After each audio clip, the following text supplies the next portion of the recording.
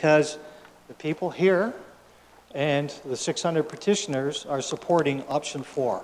So I'm just giving the councillors a last chance. I think you're looking for a shortcut to that possibility, is the way I see it, rather than dealing with 5 and 6 and defeating that and then having to come back. But I didn't see any hand. No, I did not either. So Councillor Wells, excuse me just for a moment, Councillor Black. Mr. Mayor, I will change my vote and allow this to get on the floor. It'd have to be someone who you voted in favor of it. So it would have to be Councillor Sonnenberg, Height, Geisens, or Columbus, or Oliver. So, and I didn't see any of their hands go up, so. Okay. The ones that supported option 4, my recollection, One, two, myself, 2, 3, here, Councillor Columbus? No, Wells. Wells. You supported option 4 last week? So we need somebody who didn't. Councillor Wells, you supported option 4 last week? You know, Mr. Mayor, when you get to be as old as I am, you forget. You did. Thank you very much. Thank you. Thank you. If he said he did, he did. Okay, so I don't see it. So could I move on to the next motion, which would be 6, or number 6, the one that Councillor... You don't want this? Yes, but I want it changed. I'm listening. And what I would like to change on it is to remove the words "as an archive." So if you look at that motion, and I can state my reasons why, if I can get a seconder on it. As an archive. So everything would remain the same. It doesn't say that. Remove "as an archive."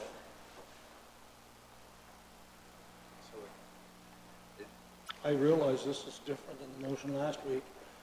Excuse me. He's suggesting remove "as an archive." Does he want the archive options removed from his? Are you dealing with the one that you've moved?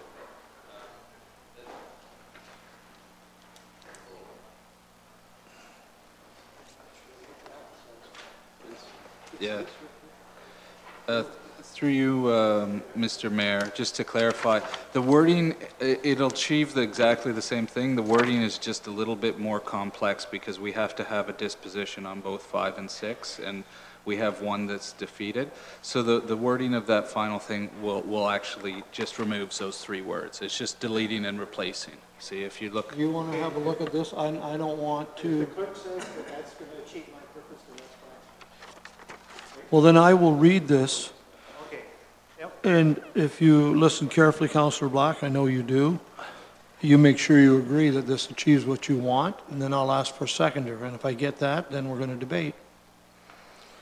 So this resolution before me states that resolution number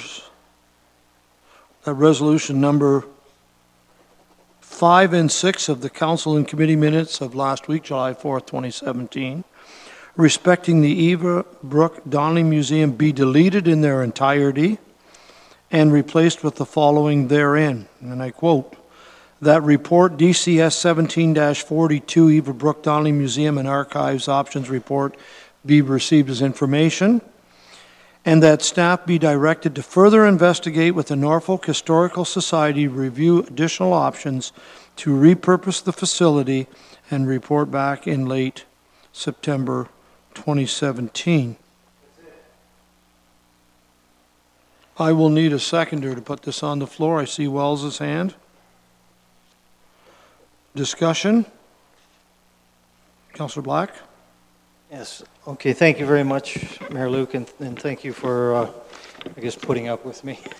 I have to tell you that Council did appoint me to sit on the Eva Brooke Donnelly Museum Board of Directors. And after Tuesday night, they had a meeting on Thursday, and I attended, and most of the discussion was about the motion. And I have to say that part of the discussion was that the group really did appreciate Council's position, that hiring 3 people seemed maybe a little excessive. They understood that, where Council's coming from, and all the pressures that they're under for all the things that do come. So they did appreciate that. Secondly, they also appreciated the fact that they passed a motion unanimously. The problem with the motion was that it contained or focused on just the archive. So it really limited their options to explore anything else, and there could be many. And with the understanding that, council really is not supportive of hiring 3 different individuals or the amount that they were proposing.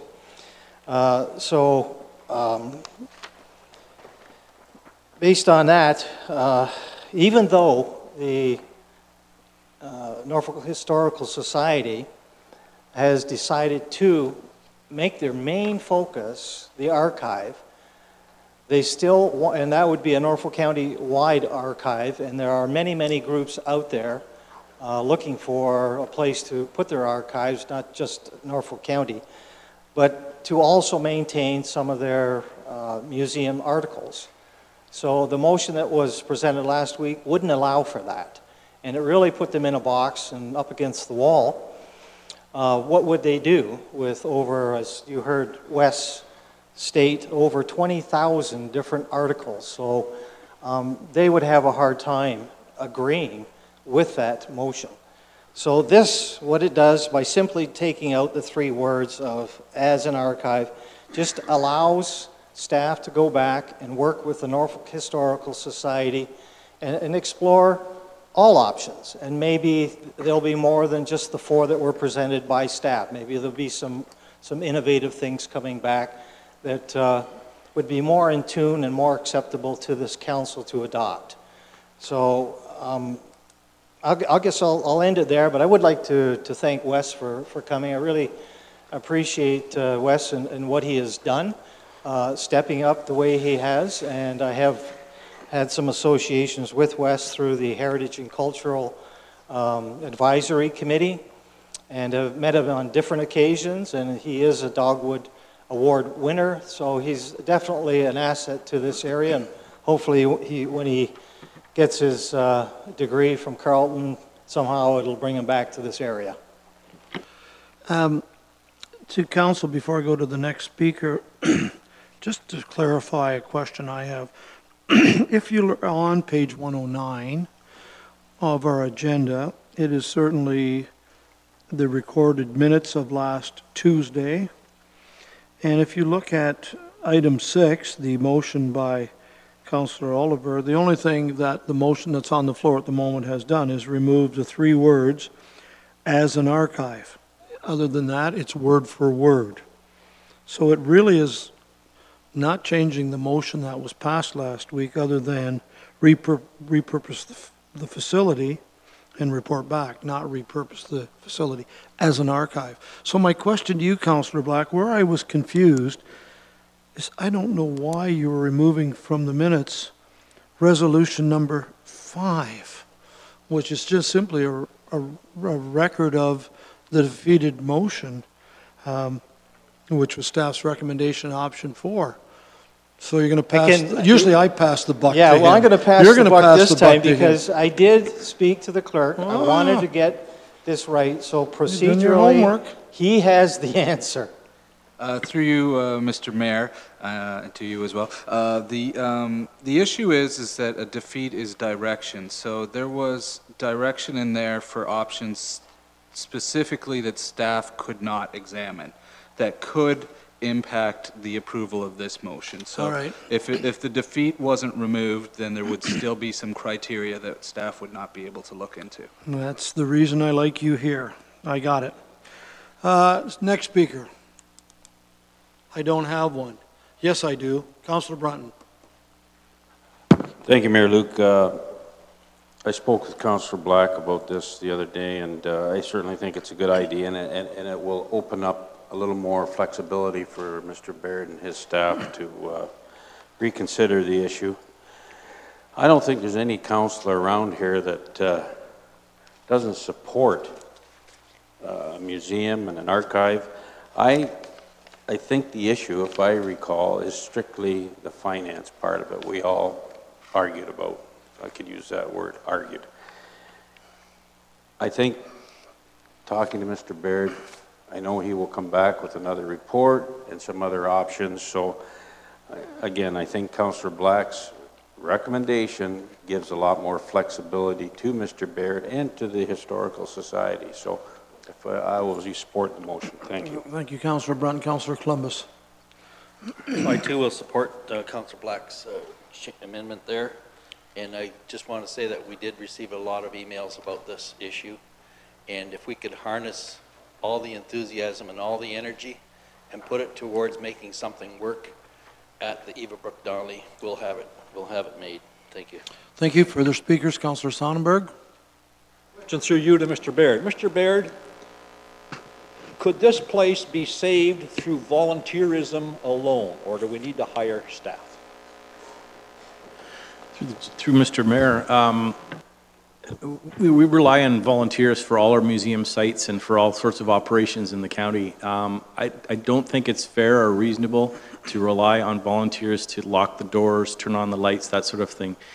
They're busy enough, and we're grateful that they can, provide a couple hours a day or a week or month.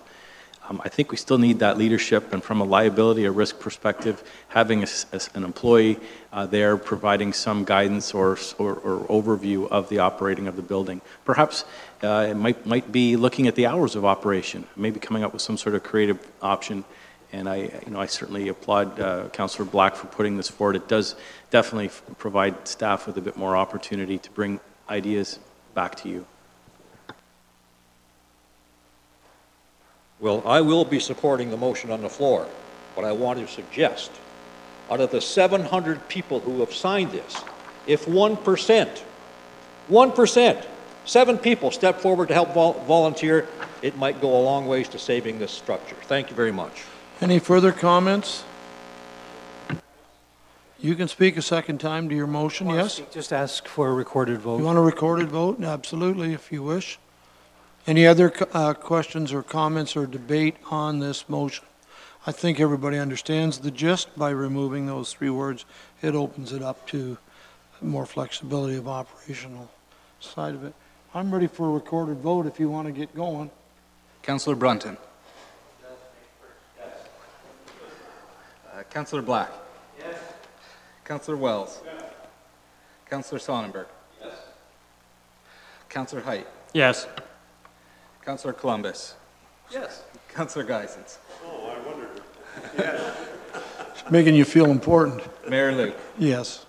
The motion carries unanimously. Thank you very much. Motion is carried. Thank you, Councillor Black.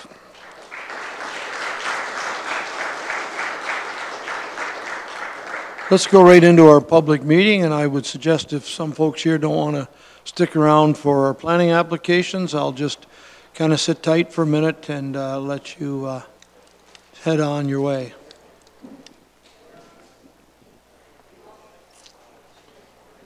I can't believe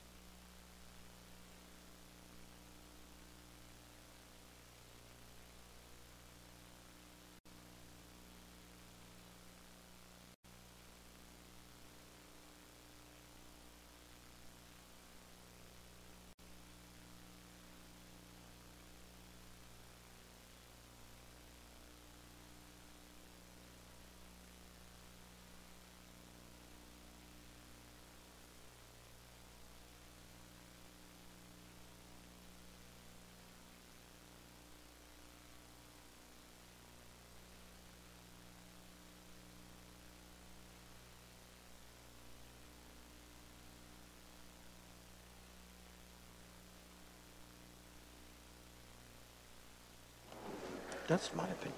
Okay, I would like to get on with our council meeting, please.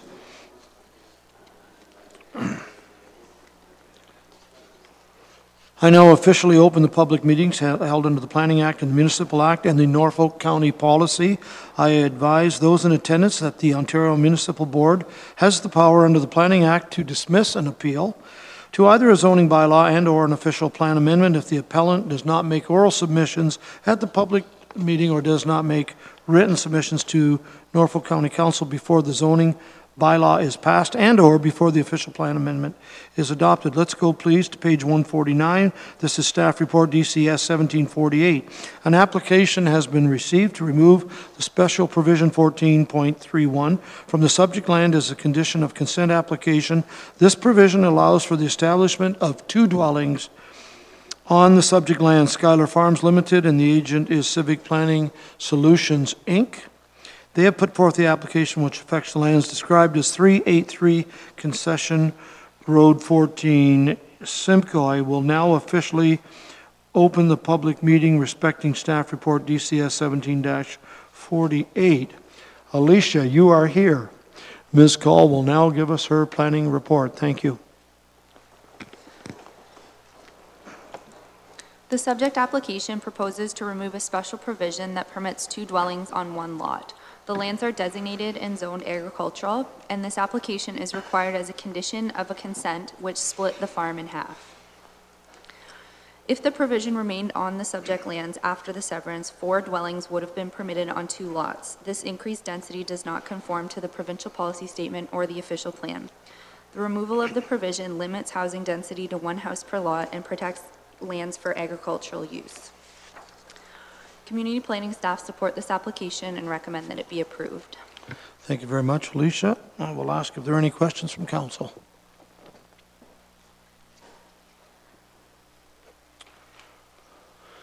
I've been looking for David Rowe. I don't think he's here this evening.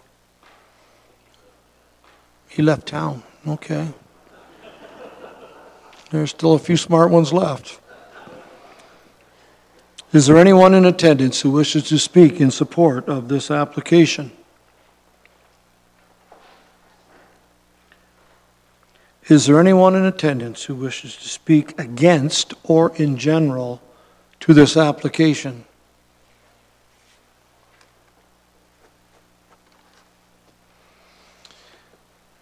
The next question is there any further discussion? Well, there hasn't been any yet. Is there any other discussion? I would need a mover and a seconder to close this public meeting. I have Height and Geisens. All in favor? It's carried. What is your wishes, gentlemen? Councillor Columbus? Move the recommendation. And it's for approval. Second by Sonnenberg. Columbus has moved. Sonnenberg has seconded that the application of Schuyler Farms Limited, which affects the lands as part of lots 4 and 5, concession 13, former township of Townsend in Norfolk County. This is to amend our zoning bylaw 1Z 2014. And the reasons for approval are set out in the staff report. There has been no public input received for this application and therefore was not considered as part of this decision. Any discussion on approval? Those in favor? Carried. Thank you very much. Thank you, Alicia.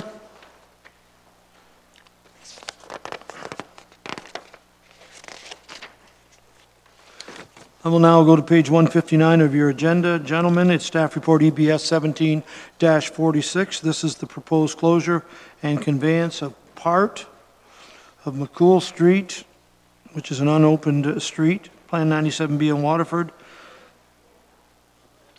This public meeting is held under the county policy.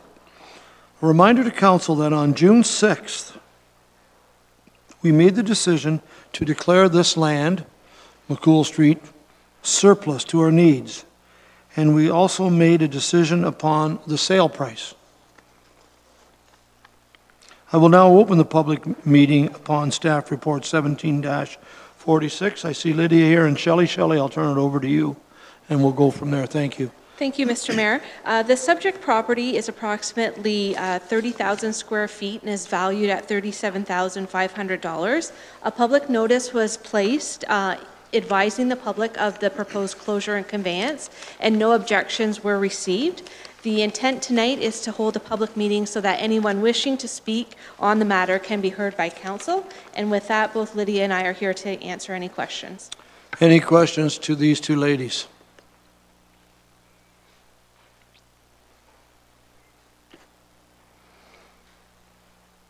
Is there anyone in presence this evening that wishes to speak, be it for, be it against, or in general to this report?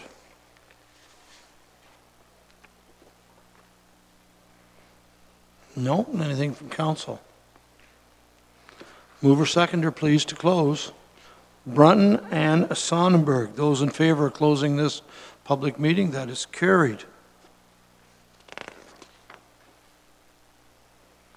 I'm looking for direction. Councillor Sonnenberg. Recommendation, Mr. Mayor. And this is, of course, to do the conveying and closure. Because we got to do the closure first, then the conveying. Seconder, Wells. Moved and seconded that staff report for the proposed closure and conveyance, a part of the unopened part of McCool Street, be received as information. The portion of the unopened road in Waterford, Part 1 of Plan 97B, as per the map attached, be closed, conveyed to the ROI group, and further that all costs associated with this closure and conveyance be borne by the property owner receiving the land, and further that the net proceeds from the sale of the property be credited to the current year's operating budget as a disposal of a tangible capital asset and transferred to the Property Management Services Reserve. Discussion? Those in favor? Opposed? Carried.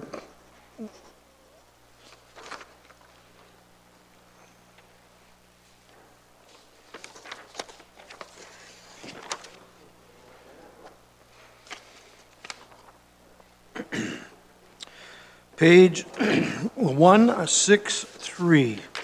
We have a few more staff reports to take care of. This is staff report EBS 1745. Special events update, South Coast Jazz. Shelley. Thank you, Mr. Oh, wait, I have you two confused.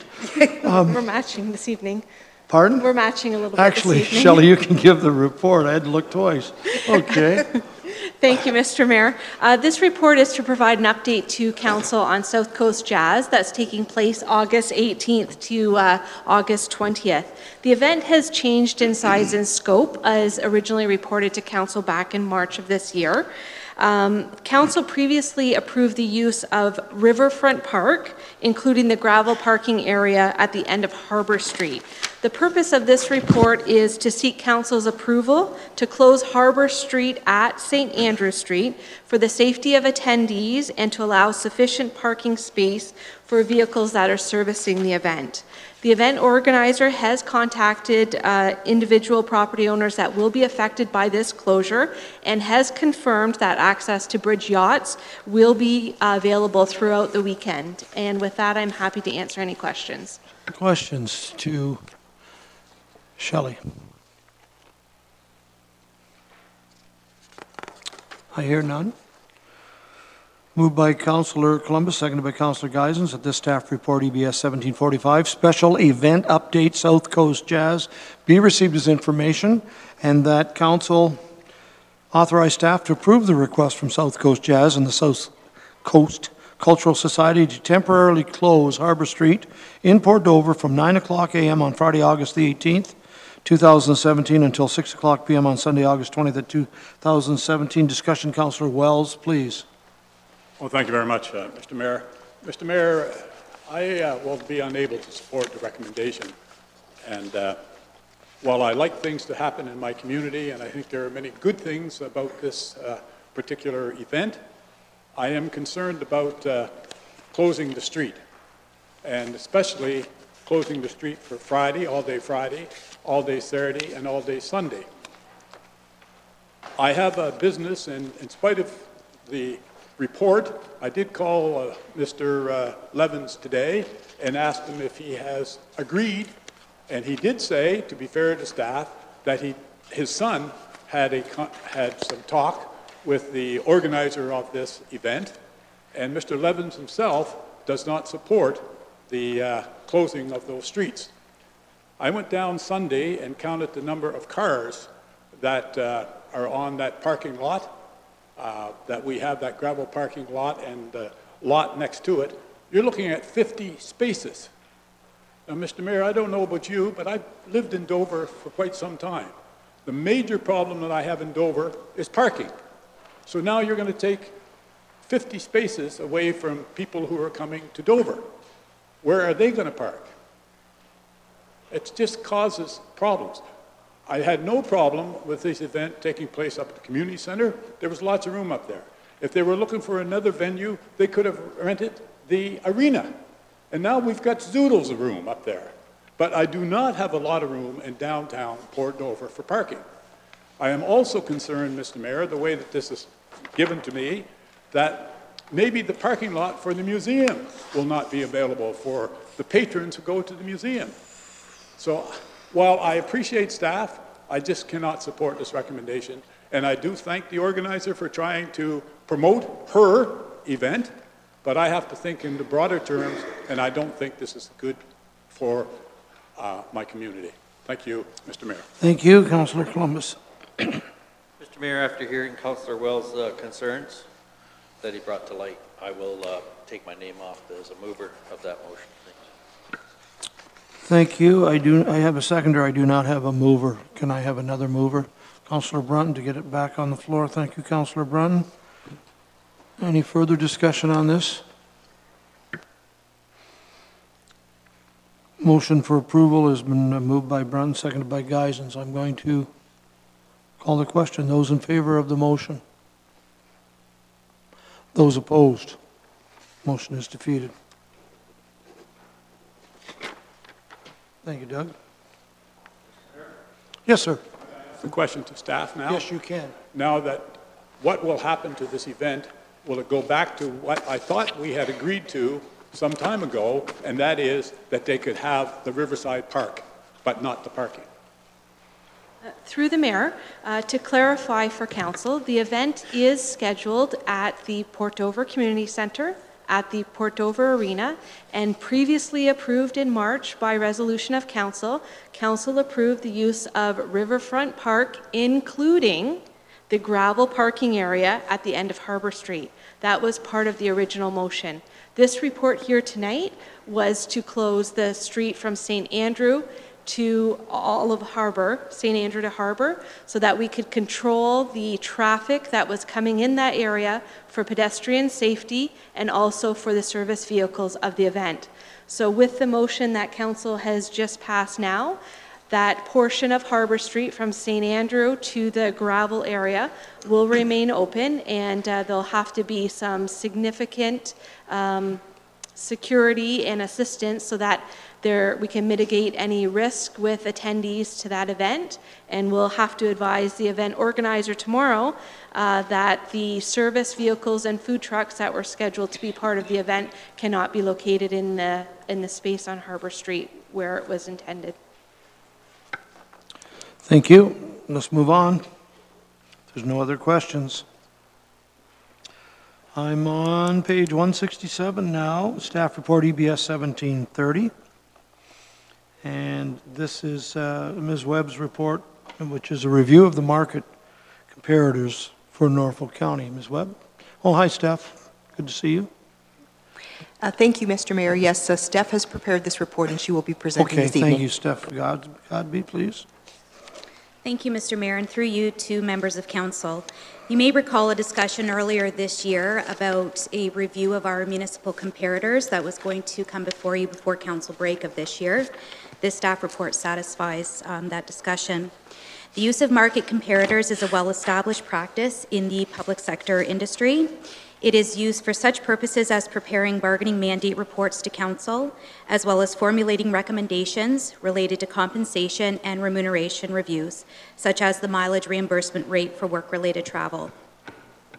Further, the purpose of this report and the use of market comparators is to establish a market competitiveness compensation practice and remuneration plans for non-union and bargaining unit staff to ensure attraction and retention of a skilled and professional workforce. When looking at market comparators, we essentially have a test that we look at. It's not always limited to this, but in practice, it's something that we try and follow. So we look at organizations that are similar in size and or scope and conducting the same type of business as us. We look at organizations within the same geographic area. So essentially those organizations or municipalities that we may take some of their workforce and or they may take ours. So travel and location is something that we look at. And we also look at any organizations whose pay practices will influence our organization's ability to attract and retain skilled resources. Taking all of this test or these ideas into consideration, we are recommending a brief or mild, I would say, change to our approved list of market comparators. So the staff report outlines it, but just in brief, we're keeping the County of Brant, or propose to keep the County of Brant, the City of Brantford, the Municipality of Chatham-Kent, the County of Elgin, County of Essex, County of Grey, County of Haldimand, the County of Oxford, and the City of Welland, and we're proposing to add the City of Hamilton, Middlesex County, Perth County, and the City of Woodstock, thereby eliminating the City of Guelph, Northumberland, Simcoe, and Wellington. Council's approval, I'm seeking tonight Council's approval on this proposed list of market comparators for the utilization when determining compensation and remuneration plans for 2017 and beyond. And I'm also seeking direction that staff do such a review every 5 years or sooner as needed. And with that, I'm available to answer any questions pertaining to this staff report. Okay, thank you, Steph. Councillor Black. Mayor Luke, thank you very much. Through you to Steph.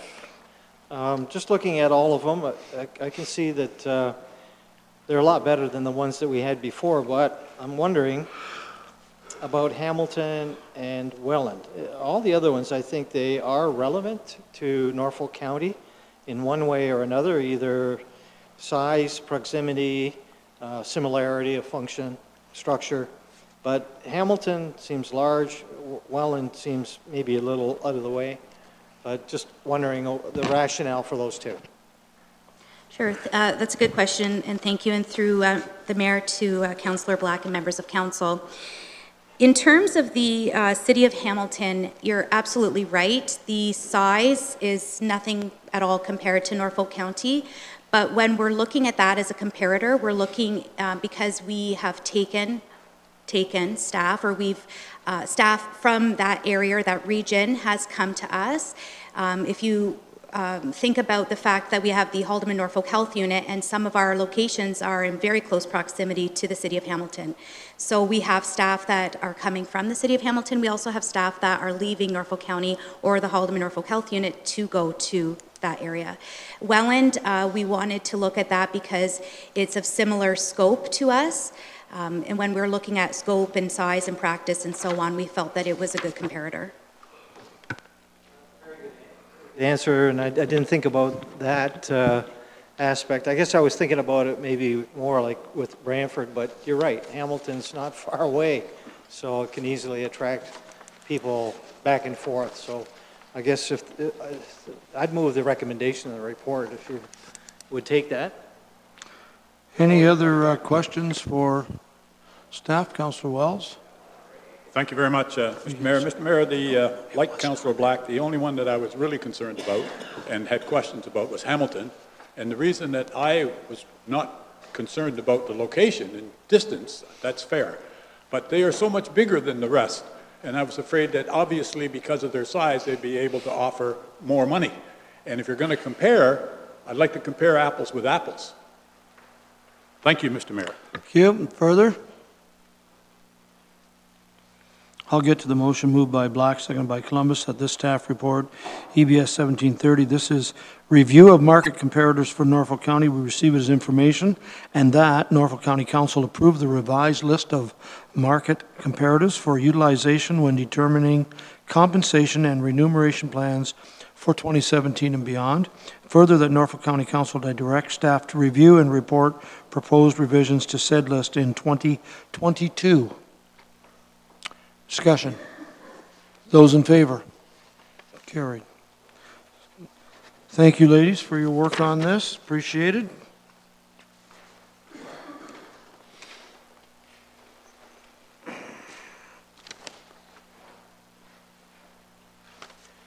We have 3 more staff reports and other business bylaws. Do you wish to have a 5-minute stretch? It's up to you folks. Councilor Brunn, 5 minutes be okay? Then we'll hit the home stretch. Okay, see you back here at 6:45. Thank you.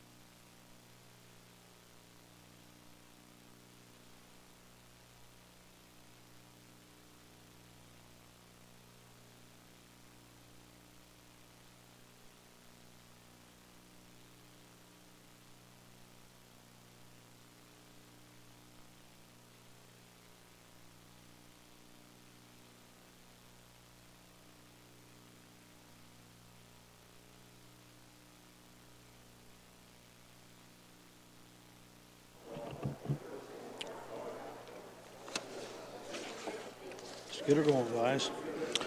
I'm ready to go, folks. When you find your seats, we'll get started. Thank you.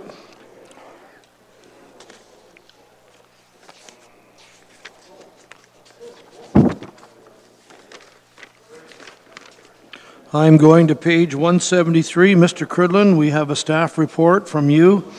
CSD 1724, this is the Arena Preventative Maintenance and Demand Service Contract. Mr. Cridlin, if you will, please. Yes, through the chair. CSD 1724 is basically an RFP award report. As you know, Norfolk County has 6 ice surfaces or 6 arenas, and these arenas require specialized refrigeration equipment to first make the ice and then keep the ice in a usable condition throughout the season. The maintenance of the specialized equipment requires a refrigeration mechanic. Regulations such as the Ministry of Labor and Trades require that a licensed mechanic does the maintenance. As such, Norfolk County tenders out this maintenance work each year. This RFP is over $250,000, so that's a threshold, meaning it must come before council to be approved. From the RFP process, Simcoe Refrigeration was the successful bidder. Simcoe has been with Norfolk at least the last 3 years and has did acceptable work. And with that, staff are recommending that the award goes to Simcoe Refrigeration for the next 3 years. And with that, I'll turn over to questions. Thank you very much, Mr. Cridlin. Questions to staff, Councillor Brunton. Thank you, Mayor Luke. Just so I'm clear to you, to Mr. Cridlin, Bill, the 253 grand, is that, do we pay that irregardless of any work's done, or is there some ongoing maintenance? I didn't quite understand that part of it. Through the mayor, the 253 is for the 3 years and all 6 arenas. And yes, there's scheduled work. They supply a work schedule. There's changing of oil and compressors, checking of brine. There's also the initial startups in the end of August versus September to make the ice, and the close down in the spring. So there's a schedule of work with that. Okay, thank you. Mr. Cridlin, if I may, Simcoe, spelled C-I-M-C-O, is from where? Do you know off the top of your head? To the mayor, I do not. No, and that's okay. They do have, I believe on their RFP, there were 4 local staff members that live within Norfolk and Oxford County, so they're close. That's fine. No, I just wanted to point out Simcoe was C-I-M-C-O. Any other questions for Mr. Cridlin? If not, Columbus has moved, Geisens has seconded that the Arena Preventative Maintenance and Demand Service Contract staff report be received as information, that the General Manager of Community Services be authorized to execute a contract in the amount of $253,033.47, excluding taxes, with Simcoe Refrigeration for Arena Refrigeration and Maintenance and Demand Service for a contract term of 3 years, and optional 2 additional terms of up to 1 year each. Discussion? In favor? Carried.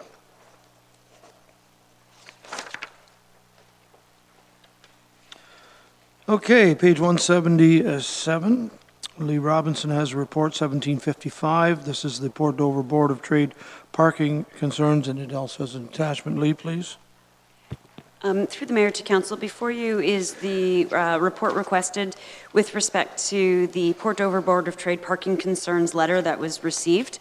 We have reviewed the letter, and we are recommending that a Port Dover traffic operations and parking study be included in the 2018 levy-supported budget for Council's consideration at that time to address some of the issues.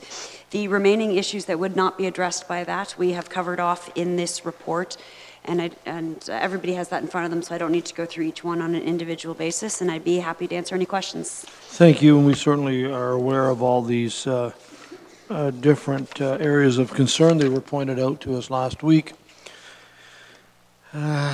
Councillor Black, we'll start the questions, please. Mayor Luke, through you to Lee. And I do recall, and I'm not sure exactly what year it was, maybe 2003, that a similar report did come to council. So I don't know if that's still on the books or if staff were able to find it, but I do remember it coming, and I'm not sure if it was included parking, but I'm pretty sure it talked about traffic and, you know, some of the dead ends down at the harbor and that sort of thing. So there should be a report. I just thought that, you know, if staff aren't aware of it, maybe they can look it up and check it out. Through the mayor to council, we will most certainly pull that report with respect, if we're authorized to proceed with this. My understanding is that sort of addressed some of the issues that have been raised, but a lot has changed since then, and so it needs to be updated for the current traffic volumes, et cetera, that we are experiencing in Port Dover. Further questions? Councillor Wells, please. Well, thank you very much, Mr. Mayor. Mr. Mayor, I'd like to take this opportunity to thank Ms. Robinson and her staff for the wonderful job that they have done in responding to the concerns of Port Dover Board of Trade. I think she's done an excellent job, and I'm pleased with everything that she has in here. I didn't get everything I wanted, but, you know, something is better than nothing, isn't it? And I'm sure the Port Dover Board of Trade will feel the same way. The only thing that I do want to stand up and still comment on, Mr. Mayor, is Doverwood School. And I know I've asked for this before. You've heard me just previously state that the one major problem I have in the summertime is parking in Port Dover. Now, I know that Doverwood is not close to the downtown beach area, but I still cannot understand why we could not have one sign up there saying free parking and allow people to park there, and they have to walk down to the beach. I still don't see how that affects anything that we own. And I would like Ms. Robinson to think about that next year. It's probably too late to do anything for this year, but Mr. Mayor, I will be up here, because I have 1 year left, I'll be up here in the spring still promoting us to have some parking at that location. And there's nothing there to hurt, and if we have a little fencing, and if the people don't want to walk, they don't want to walk. But at least we have options for them. Thank you. Thank you. Any other questions to Lee?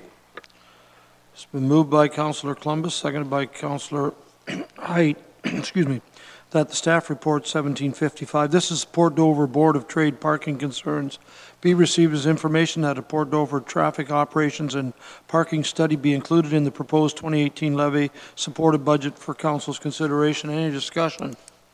Those in favor? Carried. Thank you. There's one more report, I believe. Staff report 17-58. This is a school crossing guard request. Chris Baird, I believe. That's correct, Mr. Mayor. Pleased to bring this report back to council.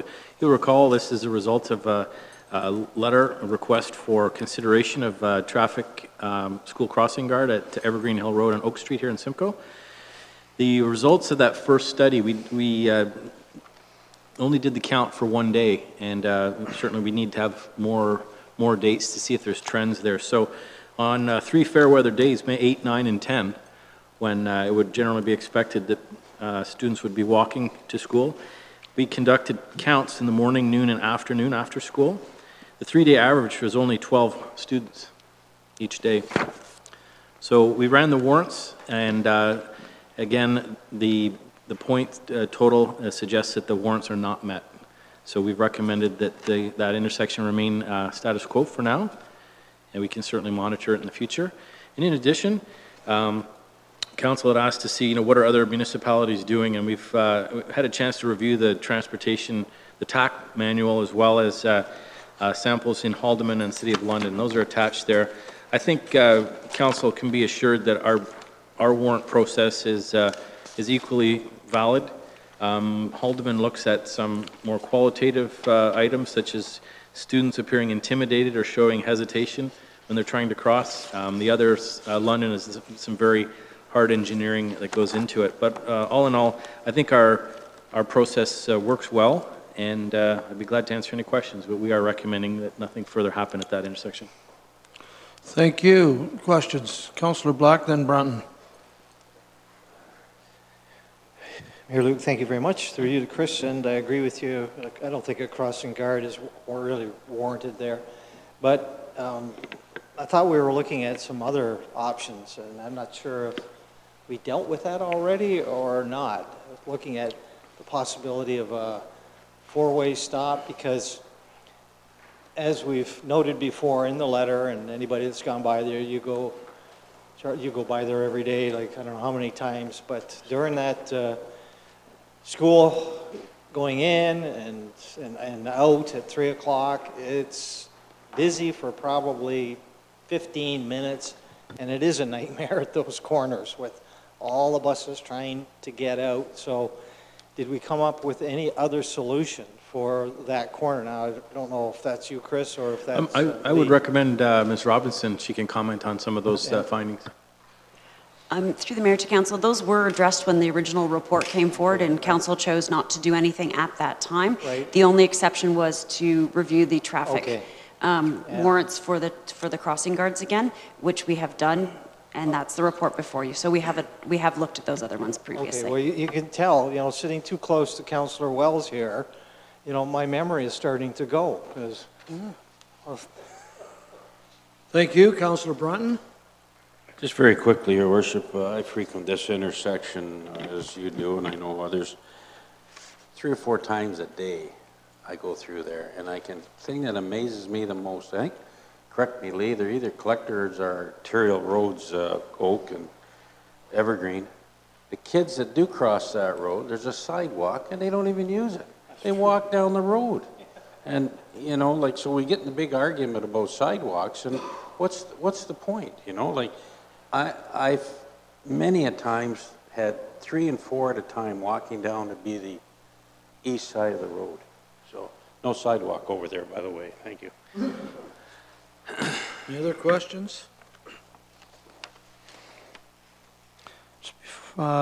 Just before I do the motion, I wanted to make a comment.